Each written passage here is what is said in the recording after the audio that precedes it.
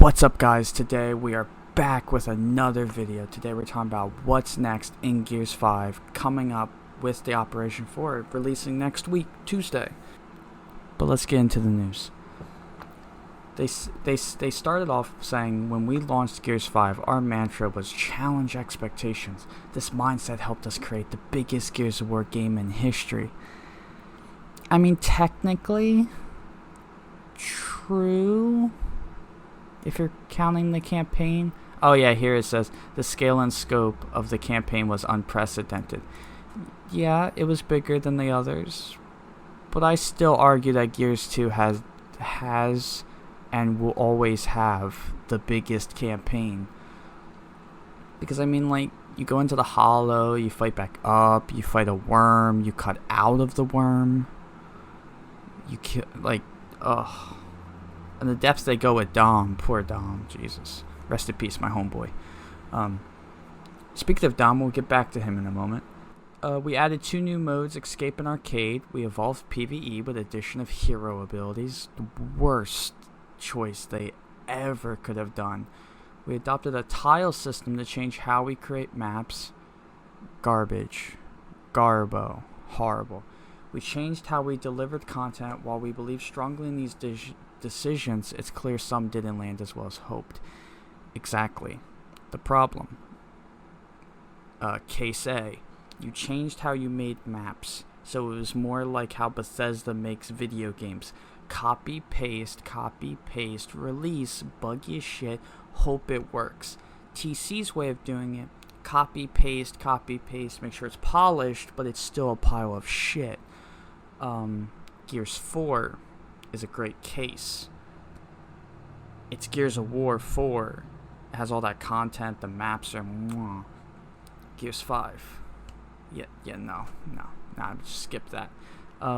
With new leadership in place, we had the perfect opportunity to take a good look at the state of Gears 5 with a specific focus on what's working and what needs improving. Over the past few months, the team responded with new, bold ideas and a significant investment into content, gameplay, and features. We have already seen some of these changes. We have updated the weapon and movement tuning.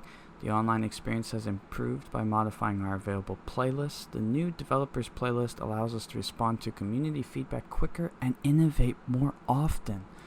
Fantastic news. It's almost as if they should have had the developer playlist in the game in the first place, right? Like, I'm not the only one that thinks that. They should have just, had that shit in the game from the get-go. Like, they added that in Gears 4 way late, so I thought they would, learn from that and say, okay, let's put it in from the get-go, so that way we don't have to go through like 9 months of grinding and hope that the players like it.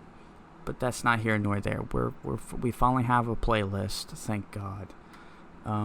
So that way people can, play the game, get over on the changes, and see what they feel is best, which should help moving forward.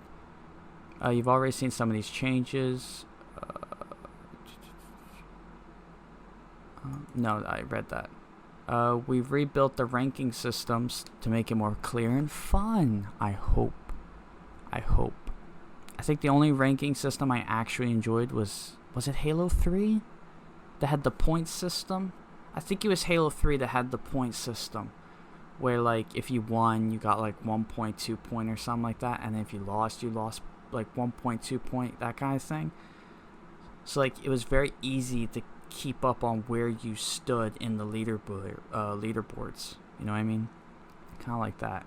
The new system is convoluted. It's like Overwatch. It's convoluted. It's like you get into this point where you're winning, but you're somehow losing score, because it counts the win, but then it also counts how you do, how good your team's doing, how well you did compared to the enemy you're going against.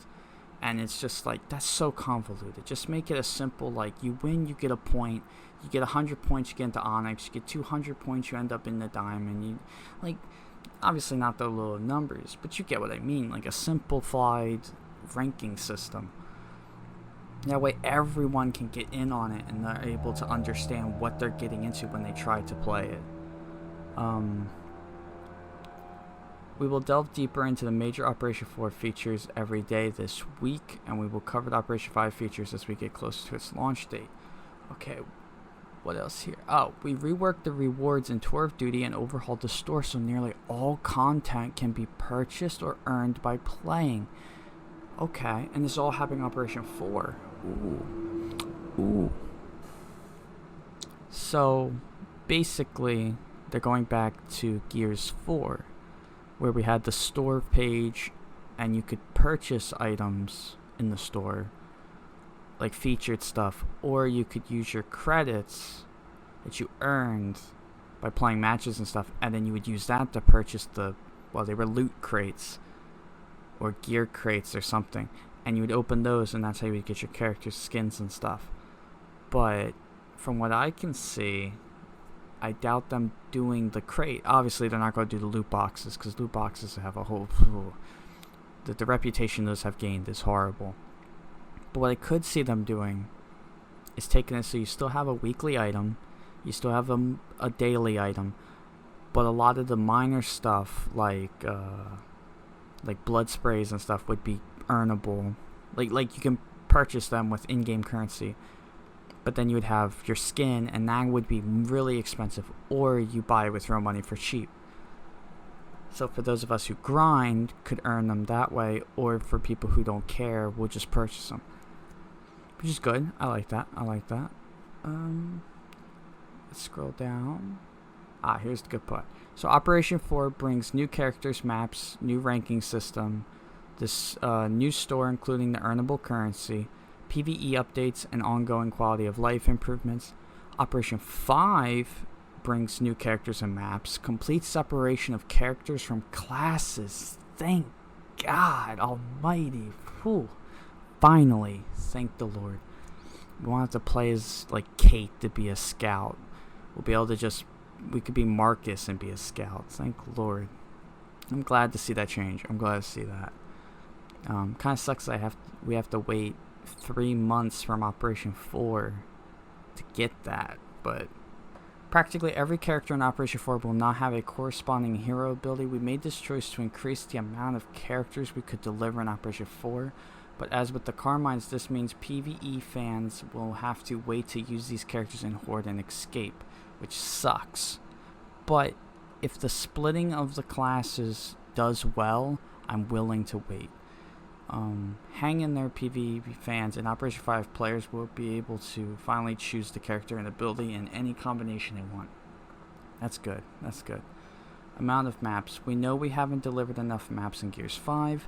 A few months ago, the decision was made to pause production of tiles in order to completely focus on getting more maps into the game. The good news is maps are coming to Operation 4 and 5. The reality is it won't be until Operation 5 that we can deliver a higher volume of maps. As we've said, new maps take up to 6 months to complete, from designing to adding art to playtesting. Every map goes through hundreds of iterations until they are ready. Every map, even maps from Gears 4 aren't a simple copy and paste. They take time and effort to make them work in Gears 5. We know this isn't ideal, but we wanted to be upfront with you. Okay.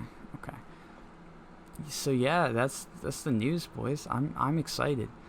Not even that, but if we go here and we open this up,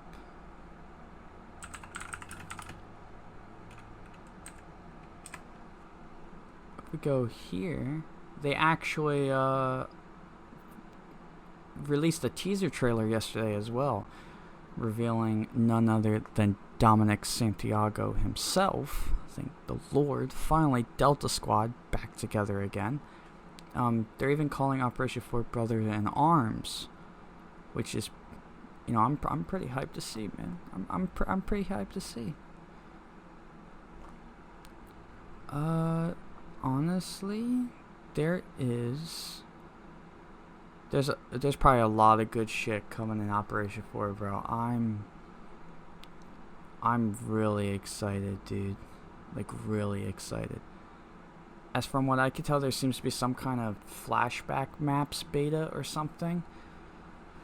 So maybe they've already got people playing maps to like fill it out and stuff. Other than Dom, I have to say, bro, they better add like Paddock, Sam, who's in the campaign, Oscar, who's in the campaign, Reyna. Dude, there's so many people that, and so many like different swarm outfits and stuff that they haven't added yet. Operation Warrior, if they go the way they're going and they actually release content, this is going to be good, boys. This is going to be good. I'm really hyped to see what comes of it.